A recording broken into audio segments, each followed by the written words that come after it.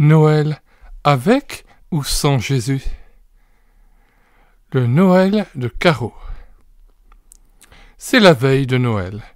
Les rues sont comme mortes, mais derrière les fenêtres propres luisent les bougies de Noël et les cloches font résonner leurs joyeux carillons à travers toute la ville. Voici, je vous annonce une grande joie. La joie de Noël dans le cœur, je traverse les rues désertes.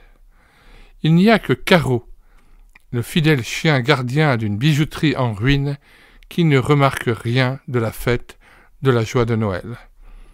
Il fait un froid de loup. Cela me fait mal au cœur de le voir se traîner jusqu'à sa niche glaciale et d'entendre le cliquetis de sa chaîne. Pauvre Caro, tu ne connais pas la joie de Noël.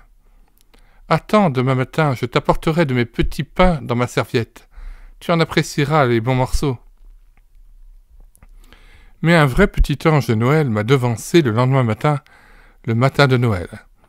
Une petite tête bouclée d'environ 5 ans passe sur l'herbe gelée qui pousse sur les décombres et appelle « Caro, Caro, me voilà !» De forts aboiements et des bonds joyeux accompagnés du cliquetis de la chaîne, voilà sa façon de la saluer. Je n'oublierai jamais cette expérience de Noël tout à fait particulière. La fillette dépose soigneusement un petit paquet avec un ruban rouge dans l'herbe, là où Caro ne peut pas l'atteindre. Puis elle sautille vers lui jusque sur les dalles de la cour, empoigne sans crainte sa patte empotée et lui souhaite un joyeux Noël. Pleine de joie, elle enlace le grand chien qui se laisse faire. Cela doit lui faire du bien de ressentir une telle affection. Puis elle le repousse doucement et lui dit « Caro, maintenant, je vais te réciter ma poésie de Noël. Et ensuite, tu auras ton cadeau. » Il n'y a pas un chat dans les parages. Rien ne bouge parmi les décombres. Il n'y a que moi qui me tiens à distance, qui écoute et qui n'en croit pas mes oreilles.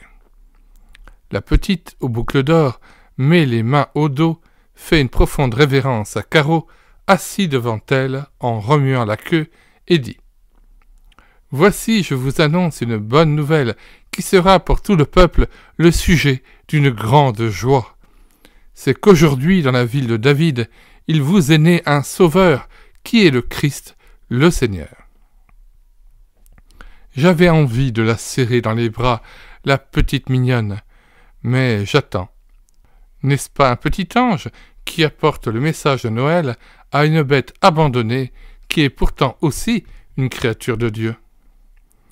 Voilà, Caro, et maintenant tu auras ton Noël, crie-t-elle avec joie tout en battant des mains. Vive comme un écureuil, la petite est retournée vers le petit paquet qu'elle avait laissé dans l'herbe. Caro se remet à danser de joie. A-t-il senti quelque chose? Soigneusement, elle enlève les rubans et déballe le cadeau. Elle tient dans la main une belle grosse côtelette grillée. C'en est fait du grand froid de Caro. Il pousse un jappement de joie lorsqu'elle le lui tend, et, tout ravi, il se jette dessus. La petite, à la tête bouclée, s'accroupit, les mains jointes, et le regarde rayonnant de la joie de Noël à côté de Caro et l'observe pendant qu'il déguste sa côtelette. Lorsqu'il arrive à l'os, elle lui dit, en lui caressant la fourrure ébouriffée: « Caro, nous avons eu une belle fête de Noël, n'est-ce pas ?» Puis elle repart. À plusieurs reprises, elle lui fait un signe de la main, et Caro suit son petit ange de Noël du regard en remuant la queue. Elle a failli me tomber dans les bras, en se retournant une fois de plus pour lui faire signe. « Qu'as-tu donc fait ?» lui dis-je subitement, lorsqu'elle se cogne contre moi. Un regard scrutateur se pose sur moi, puis elle me dit d'un air réfléchi: « J'ai fêté Noël avec Caro. »« Lui as-tu offert un os ?»« Un os seulement, penses-tu? Je lui ai apporté toute ma côtelette. » Honteuse, je pense au petit pain rassis que je voulais lui offrir. N'aurais-tu pas aimé manger toi-même ta côtelette ? ai-je encore demandé. La petite fait signe que oui. J'aurais aimé la manger, mais je voulais offrir quelque chose au pauvre Caro, et je n'avais pas d'argent. Tous ont fait de gros yeux hier soir quand maman a voulu me couper ma côtelette, et que j'ai dit « Maman, s'il te plaît, ne le fais pas, je veux en faire cadeau à quelqu'un. » Mes frères se sont moqués de moi et m'ont dit que j'étais bien bête.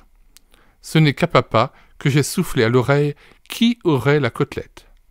Alors ses yeux ont brillé et il m'a dit doucement que je devais lui faire une vraie fête. C'est ce que j'ai fait, comme à la maison ou à l'école du dimanche.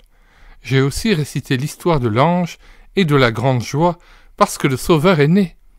Caro n'a pas pu comprendre cela parce qu'il n'est qu'un chien, mais parce que c'est à cause de cela qu'on fête Noël. Il fallait que je le lui dise, même s'il n'a pas compris. Et puis, il a reçu son cadeau, la côtelette. Cette partie de la fête, il l'a certainement comprise. Et maintenant, c'est vraiment Noël chez moi. Joyeusement, elle m'a raconté tout cela, et moi, je l'ai écoutée un peu honteuse, mais enrichie d'une nouvelle joie de Noël. Fin de la lecture de cet audiobook de Lexa Anders.